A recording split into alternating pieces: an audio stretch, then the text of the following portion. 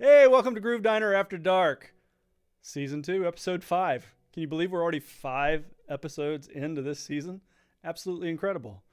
Tonight, on this very special episode of Blossom, on this very special episode of the Groove Diner, you'll see we're not doing our normal monologue up front tonight. My good friend Eli couldn't be with us tonight. He's in Grand Rapids, Michigan, taking care of some family things. So we've got Brian Oshab here in town helping me out. Thanks for helping me, Brian, so much. He's running all the camera stuff and such tonight. And Brian was also one of the creators of the intro you just watched. So thanks again for Brian for being here tonight to bail me and Eli out, for that matter. He's one of the boys, so we knew we could harangue him. Thanks again, Brian. Tonight's show, it's all about you. It's all about your questions. We got so many questions submitted over the course of the past week. Thank you to everyone that submitted. We're going to try to get to as many as we can. Hopefully we can get them all. I kind of doubt it. But if you've got live questions, don't hesitate to put them in the comments. I'll try to grab them as we go, and we'll have that conversation that we have every single week. Hey, Eli's watching. In fact, he says, thanks, Brian. And hey, Toby, how you doing? Good to see you. Renee, you're here. Nice to see you. Neil, hello from Gotham. Thank you, sir. Glad to see you. New York, huh? Excellent. I love it. Who else here? Charles Anderson, you're here from South Africa. It's like Tuesday morning at what, 6 o'clock or something for you? 7 o'clock? It's incredibly early for you to get up and do this. But we're always glad to have you here with us. So tonight, it's all about you and your questions. I'm going to answer them as quickly as I can and tell you everything I can, and probably things you don't even want to know. So I have seen a few of the questions, but as a rule, I don't know what they are. So we'll be doing this together. It should be interesting. Don't forget to like and subscribe the page. If you're watching us on YouTube, thank you for joining us. Hi there, Twitch. Glad to have you here tonight as well. Don't forget to subscribe, especially YouTube. That new channel, we crested our 100 viewers or 100 subscribers. I'm stumbling there. So thank you to everybody that did that. We should get the name pretty soon, within the next week or two, so that'll help us out a lot. In the meantime, go to that channel and subscribe. Hit that notification bell so that you'll know every week when there's a new video posted. Right now, we're going to take a quick look from our sponsor. This episode of Groove Diner After Dark is brought to you by Groove Diner After Dark, the store. That's right, starting with tonight's episode, you can tell the world of your love for Groove Diner After Dark by owning official Groove Diner After Dark merchandise. Coffee mugs, t-shirts, long sleeve shirts, a pint glass, stickers, and much more can be yours today. Simply go to GrooveDinerAfterDark.com or click the link in this video description and get your gear today. Thank you for your support. It really is nice merchandise. So good. All right, so let's get started on this crazy episode. Last year, it was one of our favorites, and wow, did people love it. So we did too. Let's take a look. Brian, hit me with that first question. Let's see what we got. What's the one gig you're glad you didn't get? Well, I wanted to get every gig I ever auditioned for. Are you kidding? What's the one gig that I that I'm glad I didn't get? I think that would be Allie and AJ, the Disney Channel sisters. I auditioned for them, and the audition went well, and I thought I had a pretty good shot. And ultimately, I don't even know what direction they went. I think the whole tour fell apart kind of instantly. I don't even know that there was a tour. I think both of them went on to do acting gigs. I know one of them was in Easy A, and the other one is in what show is that? The Goldbergs, maybe? Yeah, that sounds right. So I think they kind of broke away from their own music careers not long after they were thinking about doing that tour. I don't even remember what year that was. Maybe 2017, 2015. I don't even know. But that one, I think it would have been disappointing had I actually gotten the gig, and then something changed and it went downhill instead of becoming a bigger, better gig. You know what I mean? That would have been a bit of a drag.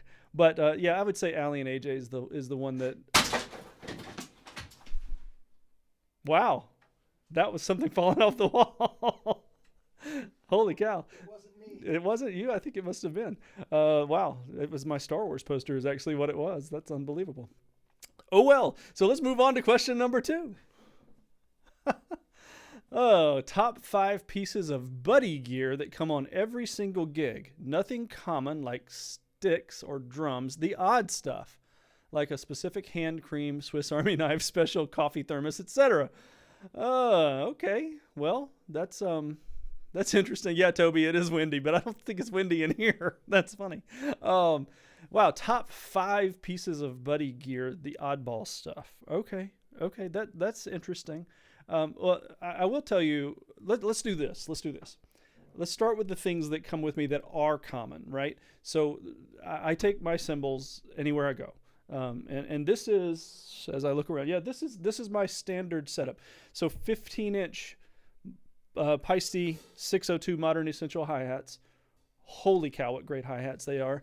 This is a 19-inch Traditionals Thin Crash. This is a 10-inch Signature Splash. I'm having to look, sorry. This is a 22-inch Signature Dark Energy Mark II Ride. And this is a 20-inch 602 Crash, Thin Crash specifically. And then the killer of all killers, the Masters Series 22-inch Swish. So I take these cymbals. This is kind of my basic setup. I take these with me everywhere I go. I always take my MDD DW drum kick, my kick pedal. That one's very important to me. So those things come with me everywhere. I always take my Future Sonics ear monitors, no matter where I'm going, whether I'm going to a big studio or whatever. I take those ear monitors because I know the sound of them and I trust the sound of them. So I know what I'm getting when I hear the drums back through them. I'm like, I trust what I'm getting. So those are the commonplace things that I take. The uncommon things, well, interestingly, sitting right here on top of this drum, shooting muffs, believe it or not. So I like to listen to drums through these. These are, I don't like the sound of drums without some sort of hearing protection. When I put the ear monitors in, I cup these over my ears and I get an incredibly clean sound of just drums without too much spillage. So I use these all the time. I'll even put my AirPods in and put these over the AirPods if I'm playing along to tracks or just goofing around in here with songs I learned to play to or whatever. So these are not particularly common, but they go with me everywhere. I see Eli over there has said saw blade. Yes, I do in fact take my saw blade. It is not within arm's reach here. I have a 7-inch skill saw blade that is still quite sharp, I might add, that, I was tinging around on things in my stepfather's workshop, and I came across this group of saw blades, ting, ting, pling, pling. And just being a drummer, we hit everything, right? So I was hitting it, ting, ting, ting, and I hit this particular one really hard, and it just kind of made this sound, and it went into this totally cool thing. I'll have to show you guys. So that comes with me most of the time for sure. Chapstick. That's one. I always have chapstick with me. I can't stand to have dry mouth when I'm singing because I sing on most gigs. So I always want to have chapstick with me. I don't like hand cream. Oh, something else. I keep very specific industrial paper towels, the brown ones that you used to get in old bathrooms. I keep those with me because you know what it's like if you walk across a barroom floor and your feet get gooky. Well, I don't want that on my bass drum pedal. So I'll put one on the bottom of my shoe and wipe up and down on the bass drum pedal and clean that thing off. So that's something else that comes with me. But I don't know if I've got 5, but those are some oddball things, certainly. No, I don't bring coconut water with me anymore, Renee. That's pretty funny, though. I certainly used to. I'm more of a Zevia guy these days, but I don't even take that with me everywhere. But still, the coconut water's funny. Not pop chips either. Probably should have done that. So I hope that answers your question. What's next, Bry? Ha! Oh, man. What's your worst habit behind the kit? Being worse than I should be? What's my worst habit behind the kit? All kidding aside, I have a bad habit of ignoring my bass drum foot. My bass drum foot has been so automatic for so many years that I don't necessarily think about the technique that I'm using sometimes. And it gets me in trouble because I've got such a fast right foot that I don't have to worry too much about placement and whatnot. And if I allow myself to relax too much and not really focus on my bass drum foot, then it will in fact be out of place, and it's my own fault because I know better. So that's a bad habit. It's just a little bit of laziness. But without a doubt, the worst thing that I do behind the drums is that I lose confidence. And you might not expect me to say that, but if I'm driving a band and something's not feeling good, I always assume it's me.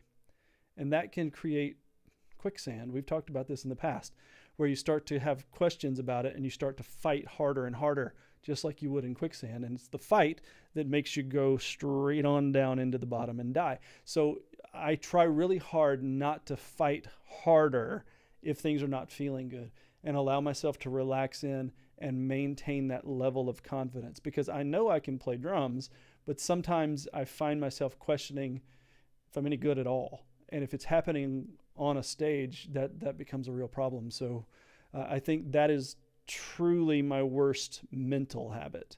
My worst mental habit is to lose confidence if something doesn't feel right. I don't get hung up on mistakes. If I blow a fill or something, I don't get too hung up on that. But that quicksand thing that I'm talking about can become a real problem. Also, the idea of not paying attention to my bass drum foot also extends to making sure the snare drum is played exactly the same way in the same spot. And I don't mean in the window of time. I mean physically on the drum. So that's that can become challenging pretty quickly as well. Those are physical habits, though, and so hopefully I can overcome those on the bandstand. So hopefully that answers your question in the most long-winded way possible, right? Oh man, okay. What else we got there, Bri? 5 things you learned that you wish you knew when you first got into the pro league. What's with this 5 things thing? 5 things you wish you knew before you got into the pro. Put that back up, Brian. 5 things you wish you knew when you first got into the pro league. Okay. All right. Yeah. So, first and foremost, watch your money. Because if you spend too much, if you pretend that you're a rock star when you're not, wow, can you get into a lot of trouble in a big hurry. Second, and it took me a while to really get a handle on this, that the truth is most people don't want you to be they don't want you to necessarily be the most innovative player in the world. They want you to play the songs and do your job as a drummer. Do your job. And I kind of missed the boat on that early on. Somehow I felt that I had to recreate drumming or reinvent drumming every time I sat down. And it caused a lot of pressure for me. I would end up eating myself alive trying to become something bigger and better than I actually was. And I think I ended up messing up some parts of my career because of that. I wanted to be an innovator, and I still do. I still like to be innovative behind the kit, make no mistake. But you can't reinvent drumming every time you sit down to play. And I wish I had realized that earlier, that it's okay to take a step back and just play 2 and 4. That it's okay to play that fill around the toms that everybody else has played 100 times. Why is it okay to play a Pat Boone, Debbie Boone fill? Because it freaking works. And so sometimes I got into a little trouble trying to play Debbie Boone, Pat Boone, maybe, and doing it backwards when I should have been more willing to see it for what it was musically. On top of that, something I did really well that I wish I had done more of was playing with people that were a lot older than me. If I had played with people that were substantially older than me in my chosen field, I think I would have progressed faster than I did. I've always told you guys, I was not some prodigy from the time I was small. I was a late bloomer as a drummer, for sure, and an even later bloomer as a songwriter. And I think it's important to know that you don't have to be a child prodigy to be a success. You can build your way into this. I did. Lots of people I know did. We have a guest coming up in just a few weeks that was a police officer before he he got into playing drums full time. So there are all kind of ways to do this on a very high level. And I wish I had kind of realized some of that early on as well. So for me, yeah, I wish I had played with older people and taken some more of what they had to say to heart. That would have been really great. But watch your money is without a doubt the very first thing. It's super important. Chip, I see you over there. Thanks for joining in tonight from Georgia. Good to see you. And yes, exactly right. It's so important to do that. All right, Brian, what's up? What was your first drum set, and do you still own part or all of it? Okay. Well, the first drum set, it's easy to answer the question. Excuse me a second. I'm talking a lot. My first drum set was a 1960s Blue Sparkle Ludwig, and everybody's about to freak out about that. I didn't have a clue what it was. The first thing I did was take all the bottom heads off and shove it full of foam so that it went and made absolutely no sound. And that was just stupid. My very first cymbal was a 10-inch splash cymbal, and I didn't have a hi-hat, so I learned to play everything by playing the tom as the hi-hat and using the only cymbal I had, the splash, that's what I used. So that was a 60s Blue Sparkle Ludwig. I kept that for a long time. Again, I didn't realize what I had, and somewhere along the way after I moved out and went to college and whatnot, it disappeared. Fast forward to when that was my first kit. I don't see it really as my first pro kit because I didn't touch it again. I played it for about 6 or 8 months and put it away and never played drum set again. Then get to college, and I guess it was my second year of college was when I went, if I want to do this and make a living, then I probably need to buy a drum set because I'm a marching snare geek. You guys know that. So I decided, okay, how can I do this? So I went and bought a Yamaha Tour drum set. It was Yamaha Rock Tour maybe. Black. It was piano black, birch shelled. I remember that. And it was a wonderful kit. I loved that set. I had pictures of it plastered all over my dorm room. My own drums. I had pictures of it around the kit, around the dorm room and whatnot. And I played that kit for many, many years, all through college. And finally ended up selling it because I wanted to upgrade because it was better than entry level, but not pro level necessarily. So no, I don't have any pieces of that anymore. And honestly, it's not one that I wish I still had. The one that I got immediately after that it was a Yamaha Recording Custom. I do wish I still had that kit. It was cobalt blue and truly a beautiful drum set. I do wish I still had that, but I don't. So, alas, I have to just make it work on these incredible DWs, right? Those were the first few kits that I had, and I do miss that blue Recording Custom. I will tell you, of all the drum sets I've had, and I've had a lot, there was the Yamaha Maple Custom was turquoise green with gold hardware, and it was without a doubt it was my dream kit when I was younger, and I sold it when I moved to LA, frankly to help pay for the trip to LA, and I wish almost every day that I still owned that drum set. I think it got sold to somebody in Colorado. I'm really not all that sure. But if I had any kit back, it would be the green Maple Custom with the gold hardware. 10, 12, 13, 14, 16 with a 22-inch kick. So feel free to, send it my way if you happen to run across it. Run across one that's just like it, you can send it to me. I'll give you my address. I really will. What are we saying over here? Yours was vintage natural finish, huh, Renee? That's really cool. All right. Yeah, those are great looking kits. Very, very cool kits. Brad Robinson, thanks for jumping in here, man. Amended, more specifically, your college band and bar gig experience. Did I miss part of that question? I may have. Let me see. Let's see. I don't see your other part of the question there, Bry. Not this Brian, that Brian. Too many Brians in the world. See right there. Brad Robinson. Sorry, that was Brad. Not Brian. His brother's Brian. Brad, I don't see the rest of your question, so hit me up with the rest of that question, and I'll see if I can answer it. My apologies there. Yes, of course, Renee, I do remember your drum set. It was absolutely fantastic. Now, Brian, let's hit that next question, man. Too many bruhs. Bruh, what up, bruh? What are your top 5 musical wonders of the world? Parts or grooves that just make you go, huh? What was that? Oh my.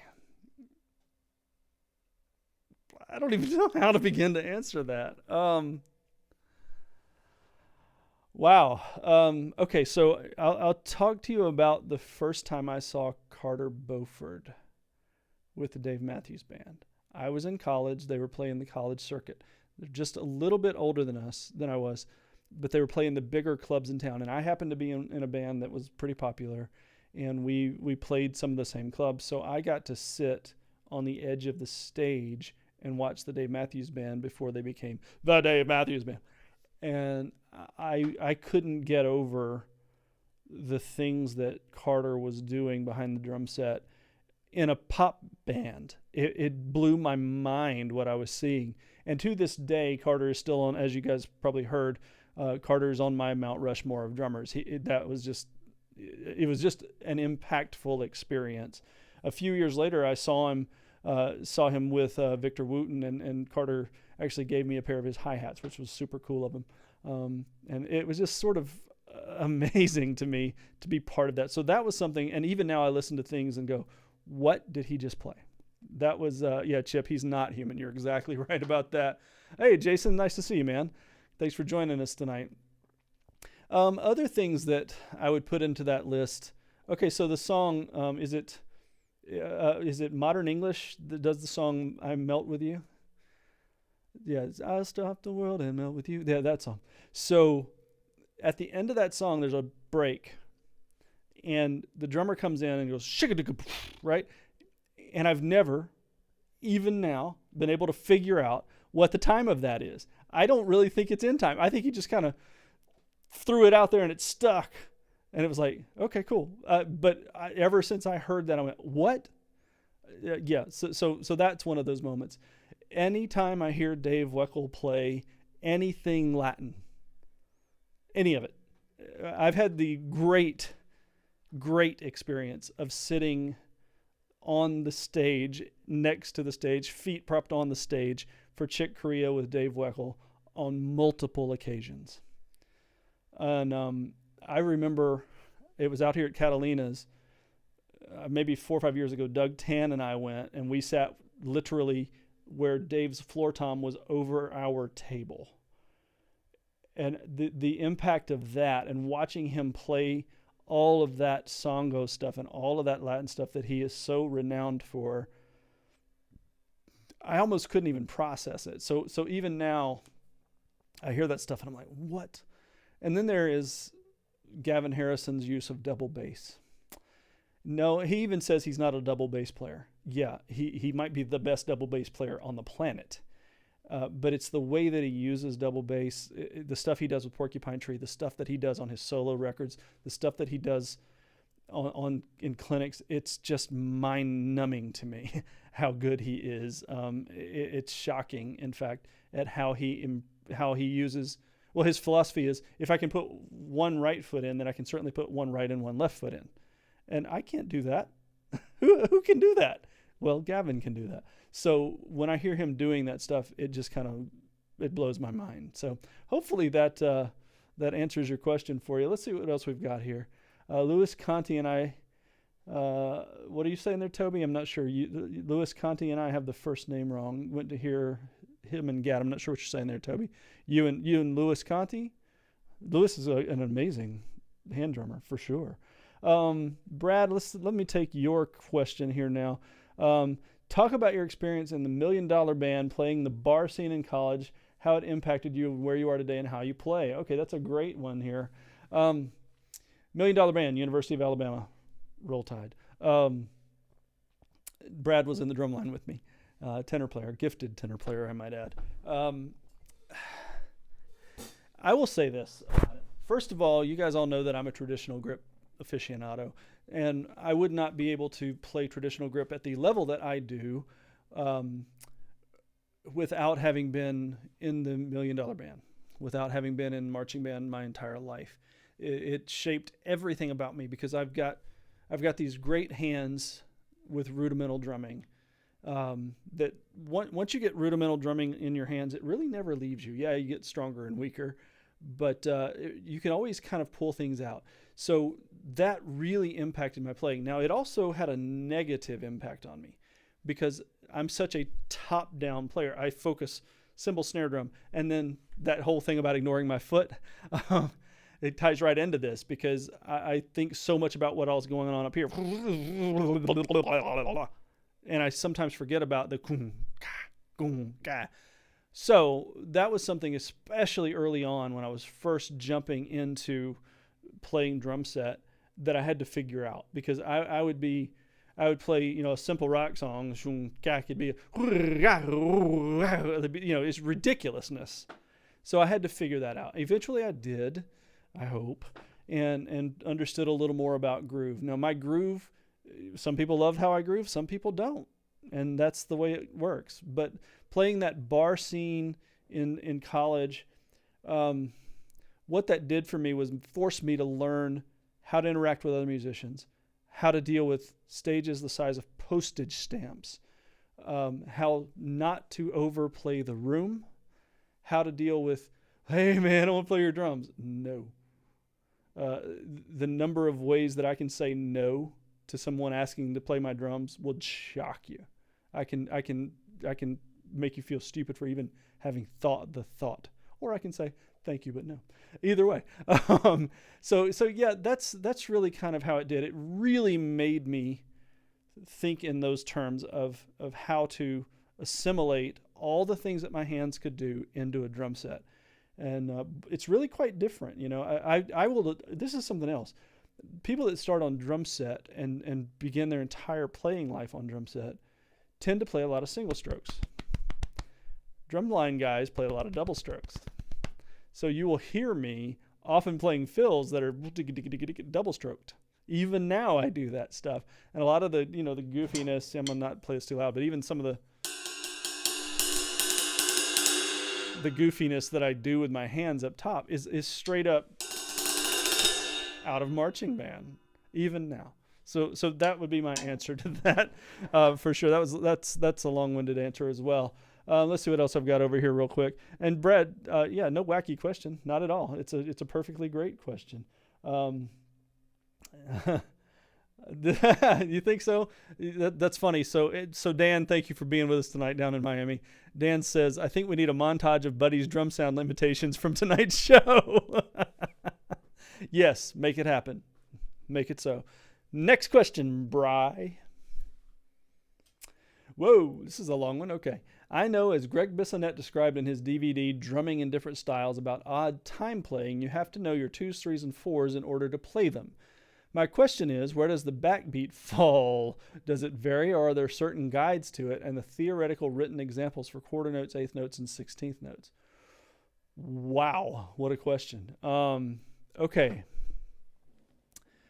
Odd times are odd just because of the top number, right? So we typically think in terms of 4/4 as pop music goes, right? So I'm just gonna, we just, right, 1, 2, 3, 4, 1, 2, 3, 4. Okay, so that flows nice and easy for us. My friend Charlie Adams, he plays drums for Yanni. Charlie and I were talking about odd times one day, and I asked him about playing in 7 in particular, because I enjoy playing in 7. And his comment was, well, 7 is dance music in Greece. What? 7 is dance music in Greece. And so I had him explain it to me. He said, yeah, they'll divide it into 4s and 3s. 1, 2, 1, 2, 1, 2, 3. So 1, 2, 1, 2, 1, 2, 3 becomes 7.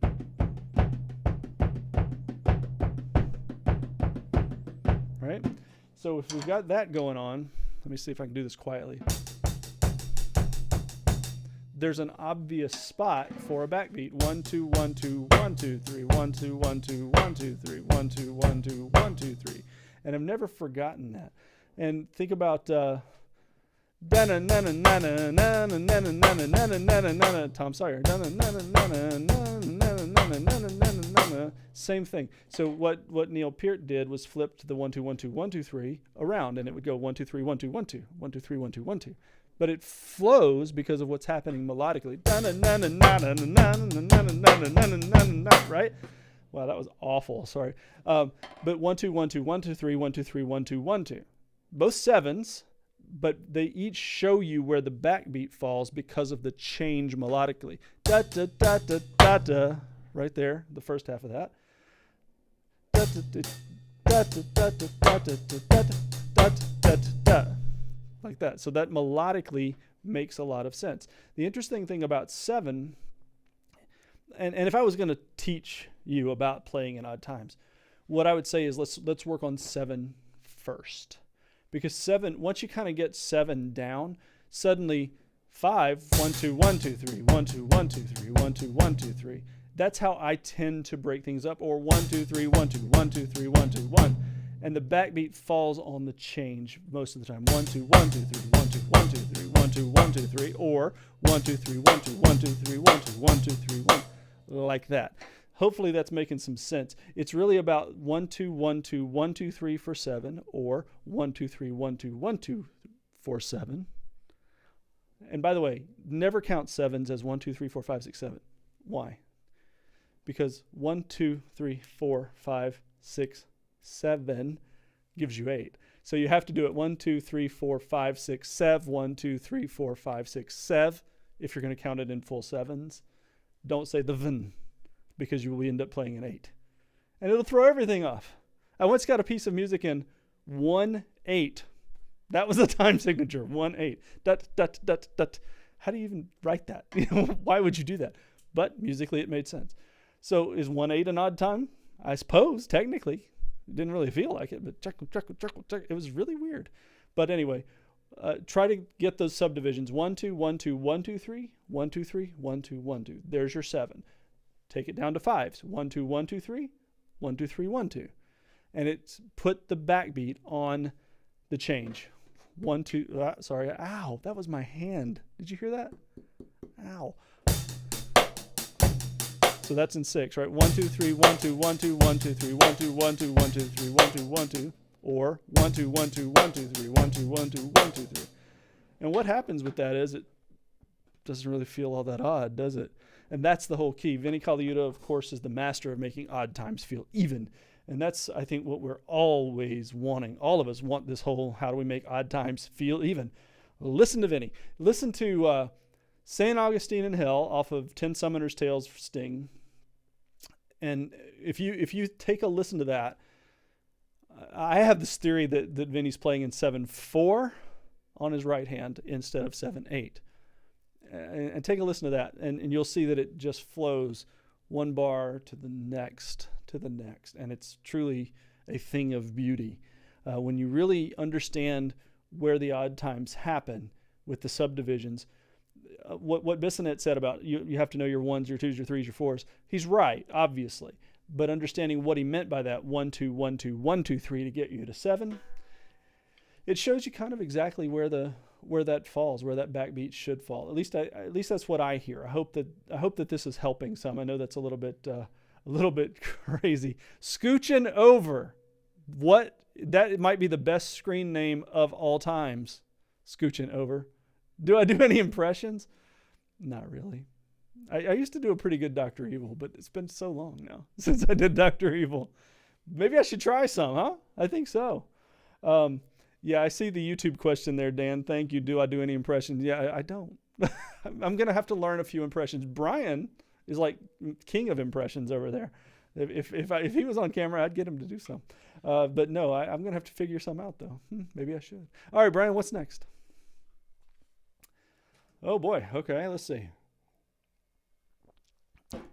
Oh, this is interesting because Renee kind of asked the same question on the live here. Which snares would be great common denominators to use for recording live playing that will include shell construction, depth, etc.? Okay. Yeah, Renee kind of asked a similar question about what my go-to snares were. Pardon me while I fill up with more water. I'm definitely talking a lot. My go-to snares, is this one sitting here? It is not.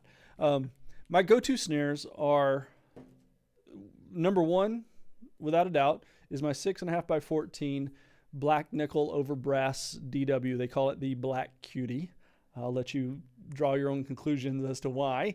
That drum is incredibly versatile. It's cuts, but it's not harsh. It's warm, but it's not loud. It's kind of the perfect drum. I also have an 8-inch version of that and a 5.5-inch version of that. Those are my three go-tos at all times. If I'm going to just pick one, it's probably the 6.5, probably. It's just so incredibly versatile. I have a 40 wire strainer on it because I happen to like 40 wires on that particular drum. And it for me, it covers every bass, every type of music that I play, everything. It works very, very nicely for just quite literally everything I do. On outside of that, for wood snares, I don't play wood snares as much as you might think. In fact, I rarely do. But I have a what is that? Yeah, I had to look. A 5x14 Craviotto solid shell maple. It's a Craviotto DW. That is, it is 5x14. I was trying to make sure. That's my go-to wood drum. I'm a pretty big fan of that one. It's not at all uncommon for it to be on the kit if I'm using a wood drum. In fact, I used it. I guess I used it yesterday on something. So it's a really amazing drum. It cuts a little more. It's a little more out of control, which in a good way. The fact that it leaps at you, I like that a lot. It's not a particularly warm drum. I know we always talk about wood drums being warmer. I'm not sure that's the case when it comes to snares. Maybe it is, maybe it isn't. But as you know, I don't like to put much damping or any damping really on anything. Excuse me. Really, I love snare drums almost as much as I love oxygen, and that's why I've got about 20 of them over there, and I use them all the time. They're wonderful things to have. So for me, the black nickel over brass. That was the long-winded answer to that. All right, what's up next there, Brian? Oh, this is interesting. What are some good exercises to build up your hi-hat leg foot? Okay. If you've ever been to one of my drum clinics or one of my master classes, you've seen me do this. So this one in particular, this was actually something I learned from Charlie Adams. It is this.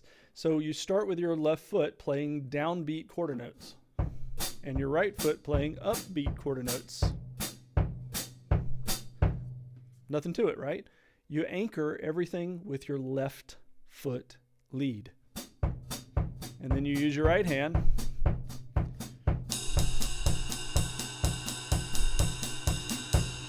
Right?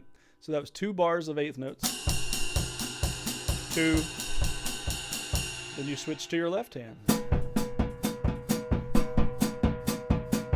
Okay? What in the world? Oh, no wonder.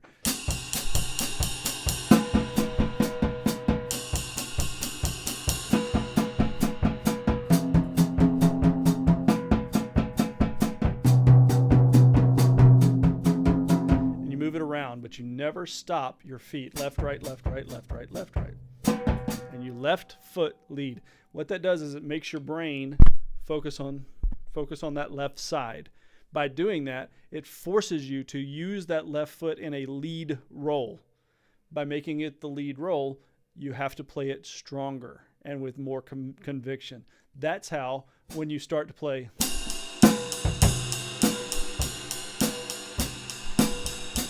that becomes stronger for you after you learn to do this, because you can also right hand, left hand, paradiddles, doubles, whatever it is that you want to put in there. You can put all sorts of different pieces of exercise on top of.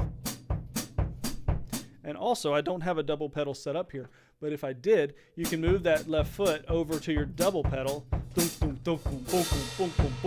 and you suddenly have a double pedal pattern left foot lead. And it does the same thing. It forces you into making the left side of your body the dominant lead side. So that is my exercise for that. We got another question over here. Let's see what I've got. Renee, I know you spent time in Nashville. Of course you do. That's where we met. What did that experience teach you compared to the scene of LA? That's a big question. A big one. You're welcome, Chip. That was your question? I suppose it was. I'm glad that I hope it helped. I know you spent time in Nashville. So Nashville was a challenge for me because I am a really different personality from Nashville. I never liked country music. I was kind of too vocal about that, honestly, when I was there. And yeah, of course I played country music, but it wasn't my cup of tea. I will tell you, I think what it probably taught me was that I needed to be honest with myself about where I needed to be in my life, which was Los Angeles. Because while I had success in LA, in Nashville, I did, I was never really happy there. I didn't enjoy playing the music. I didn't like some of the things that happened financially. I didn't like some of the ways that musicians were treated by superstars. That troubled me a great deal. So I learned to value myself. That's what I'll call it. I learned to value what I brought to the table in Nashville. And I don't have any ill will toward Nashville. I think it's a great city, wonderful place. But LA, it was definitely the place for me to be. So hopefully that helps. All right, Brian, what else? What's next? What would your number one health nutrition practice that you would have the hardest time parting with? Interesting. Hardest time parting with.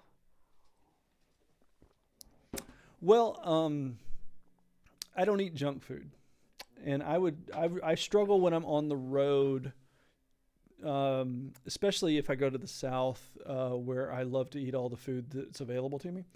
It's a challenge to have to deal with wanting to eat the way that I eat when I go down there. So for me, it's eating biscuits and such that I really like.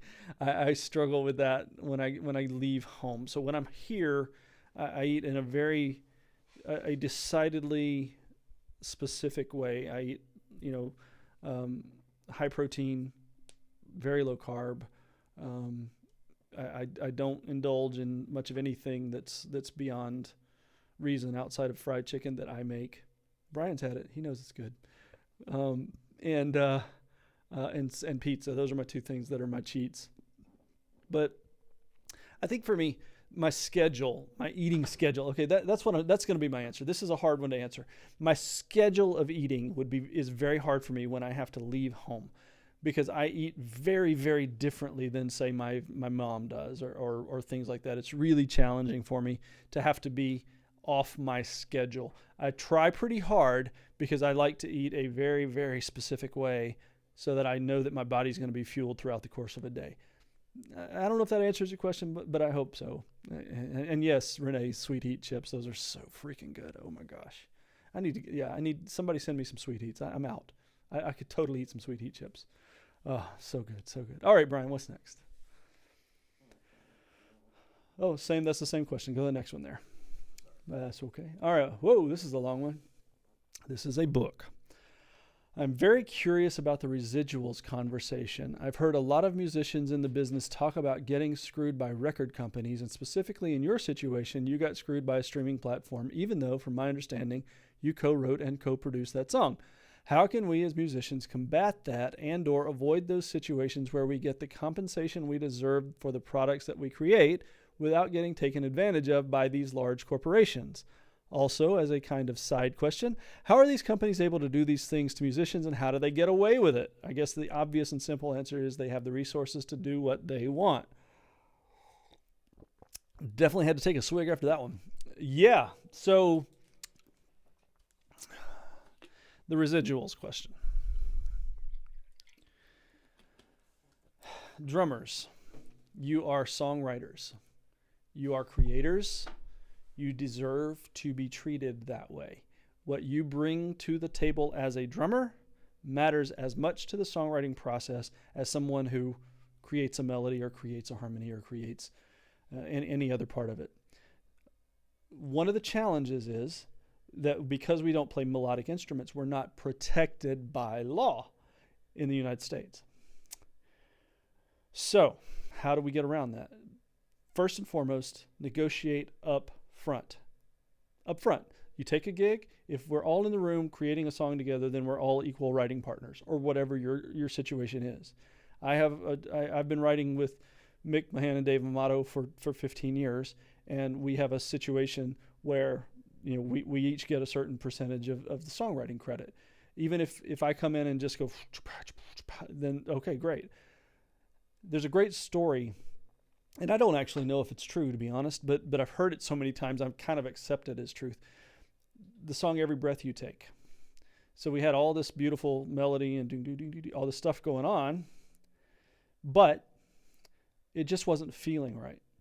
And so Stuart Copeland came in and he goes, okay, and this is the story I've heard. He goes, okay, I know what it is. So right at the top of the song, that one snare drum note got him something like a 10% songwriting credit, which was worth several $1 million to him because he went, frack. Because here's the thing that doesn't make a lot of sense. It's that songwriting credit. If let's say Brian over there wrote a song and I changed a couple of words, literally 2 words, I can say I composed part of that song if I was that kind of person. And by law, Brian would have to give me X% of songwriting credit. By law. 2 words. However, I could create an entire drum part and not get a single bit of songwriting credit. That's a problem. Antonio Sanchez did the entire score for a Birdman, and he won SAG Awards, he won Golden Globe. He did not get nominated for an Oscar. Why? Because it was not melodic. Even though the score was beautiful and was completely percussive in drums, he didn't get nominated for an Oscar because it wasn't melodic. So they didn't view it as a piece of music. That's just wrong. So that first point, negotiate up front. Now that creates some problems. Let's use Brian over there. If I walk in and I say, hey, look, if I create some drum part, I'm going to want some songwriting credit here.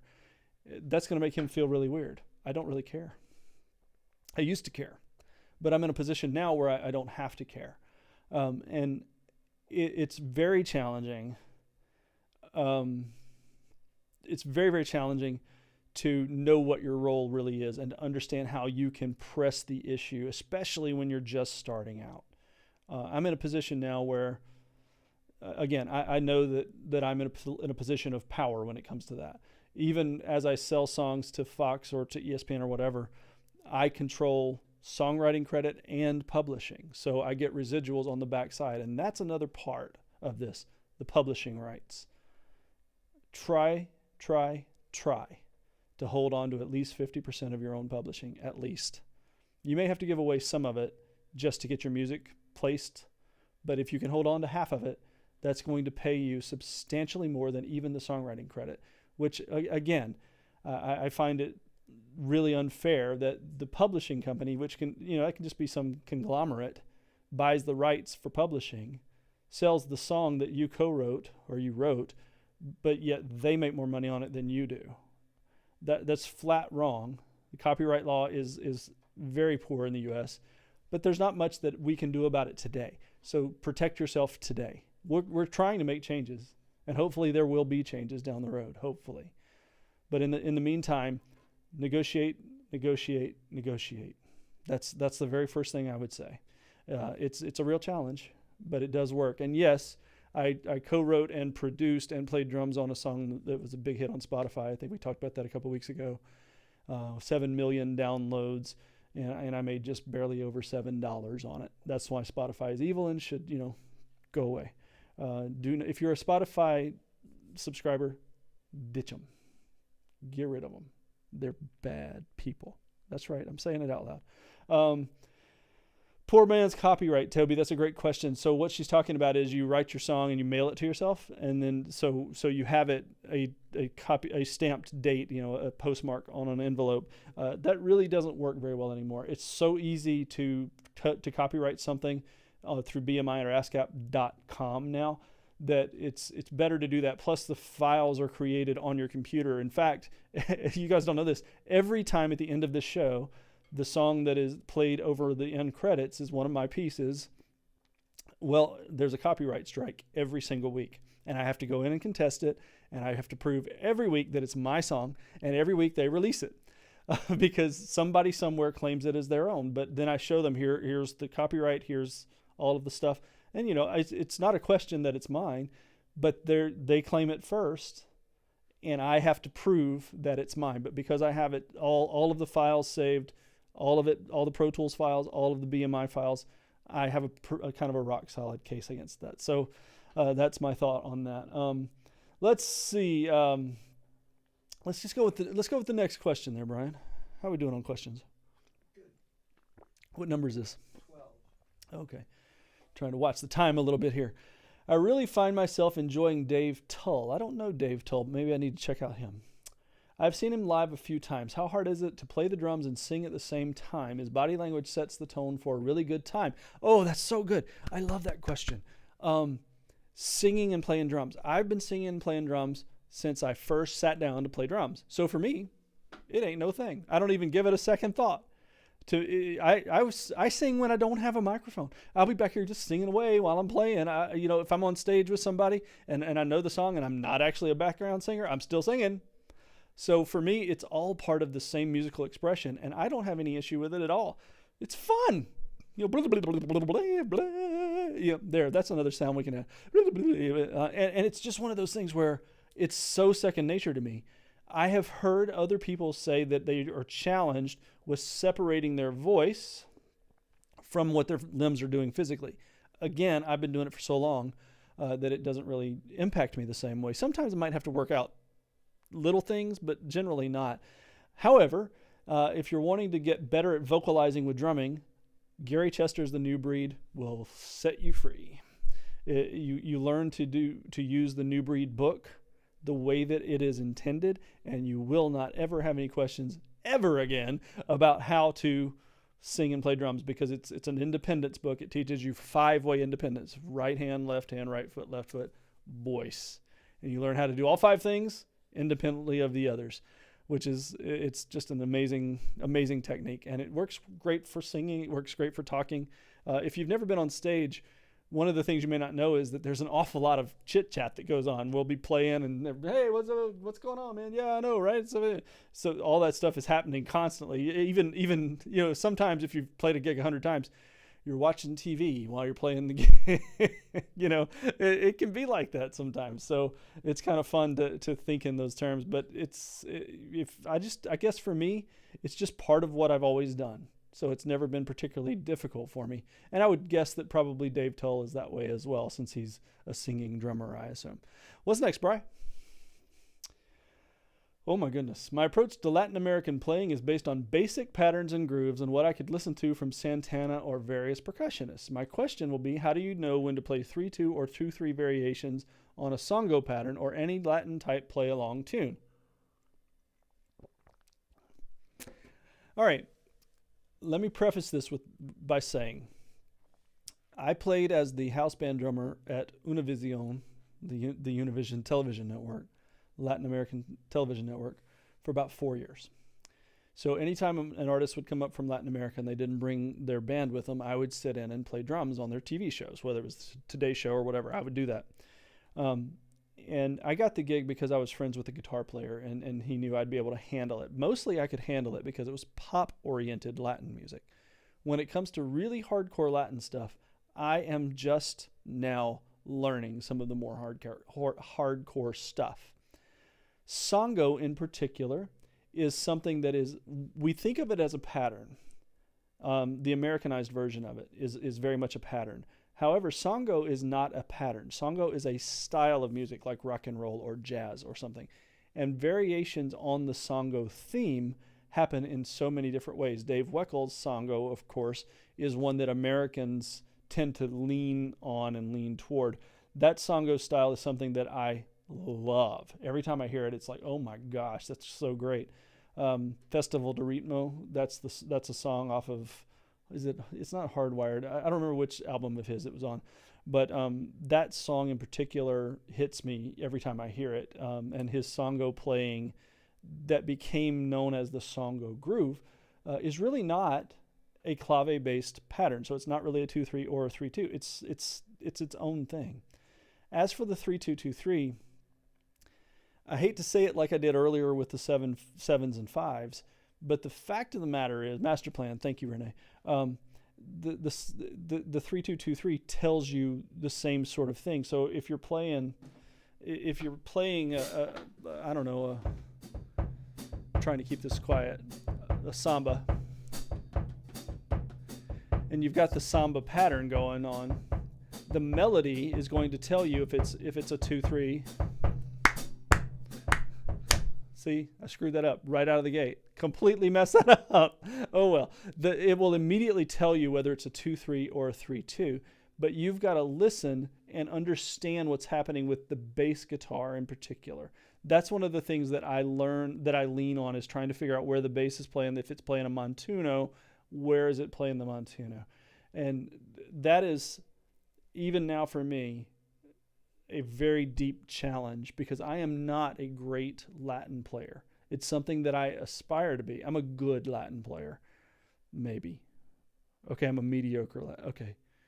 Yeah, I'm a mediocre Latin player who I aspire to be a good Latin player. And the way that I'm having to build into it is to understand the 2-3-2 clave stuff. Because I've said this 1,000 different times to 1,000 different people. Clave feels superimposed to me. It doesn't feel like a groove. So I've had to learn to make it feel like a groove. Is it 3-2 or is it just a big 5? These are the questions that I constantly fight myself. I can't not laugh at that, Keith. Keith Tannenbaum says, I thought for sure you were Latin. Yes, I am. I struggle pretty hard to really make Latin styles feel great, but I'm working on it. Maybe we'll do a late night learning all about that in coming weeks. I like that idea. What do you think? I like that idea. What's next? How much did your house cost?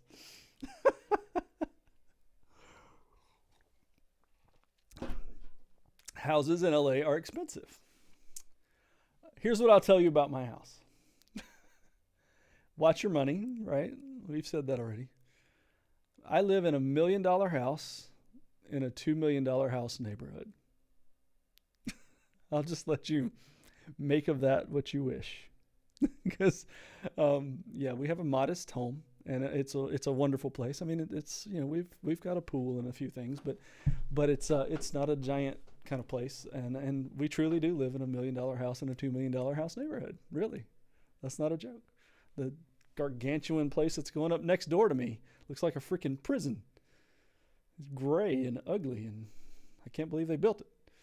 It looks right into my backyard, but I think it's about a $3 million house. But that's not my house, so there you go. That's my answer, Brian. Oh, why did you switch from Zildjian to Paiste? Do you get paid to play other gear? Okay, let's start with the backside of that first. Do you get paid to play? No. I don't think anybody does. It's rare for anybody to get paid to play anything. Very rare, especially in the past 20 years. Maybe in the 80s it might happen, maybe in the 90s, but it certainly doesn't happen often now. What you're really asking about is endorsements. And why did I switch my endorsement from Zildjian to Paiste? Let me put it this way. Endorsements are a two-way street, as you know. And for me, I have nothing but fondness for the Zildjian company, the people there. I love some of those people very much.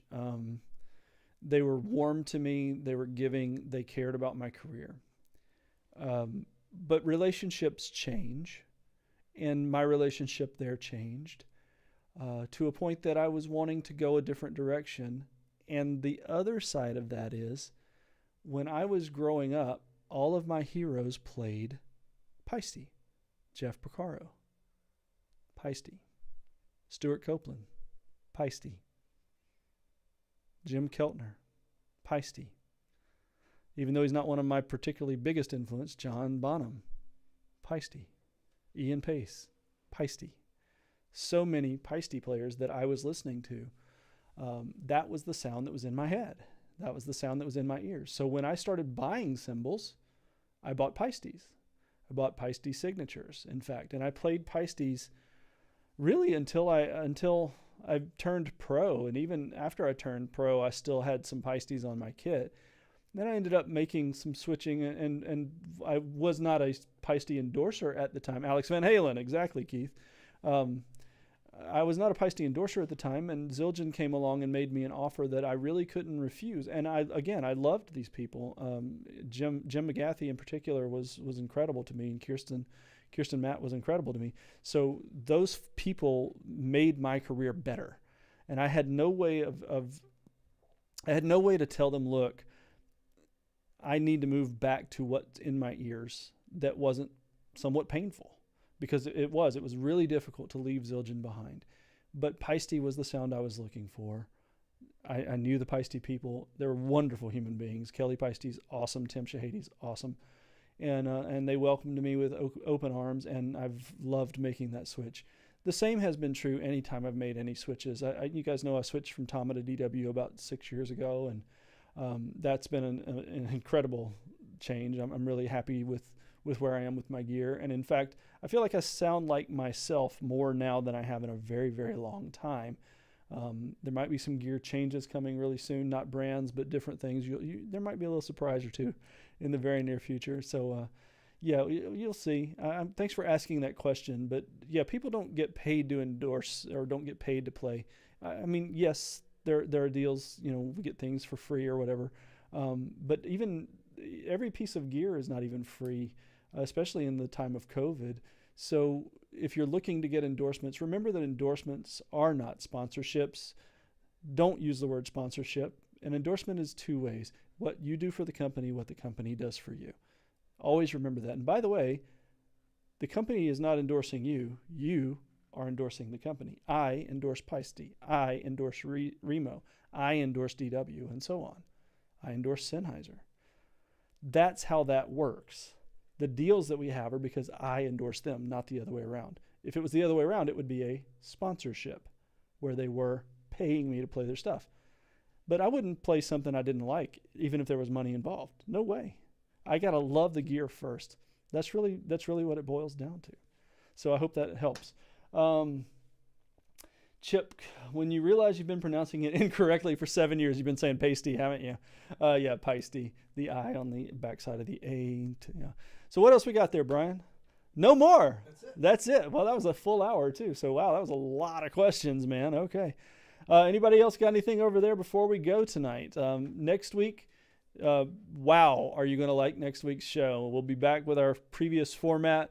Eddie Taduri will be joining us, and you're not going to want to miss that. We had a blast up at Eddie's place in Santa Barbara last week filming this, and man, he talk about a living legend. That dude has played with everybody from the Beach Boys to Steve Perry. I could name names for the next hour, and he has played with them all. It's just crazy. You're going to want to see that. Yeah, Eddie Taduri is absolutely the best. You're going to love that. Don't forget to subscribe to the YouTube channel. I know I saw Dan put it up on the comments a few minutes ago, so be sure you do that. Chris Ware, what is something you learned later in your career that you wish you had known earlier on? I actually answered almost that exact question right at the beginning of this, so go back and check. Thanks for joining us, though. I appreciate that. It's very, very early on in the show, so once we end it, you'll be able to watch back and see. I think that was like the second question that somebody had asked, in fact. So take a look at that.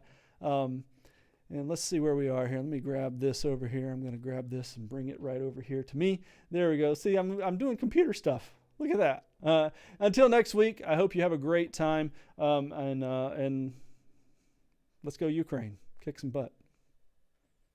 Until then. Oh, man. See, I'm trying to find this thing, and I can't find it. I don't see it. I don't see it anywhere. Yes, please. All right, we'll see you next week.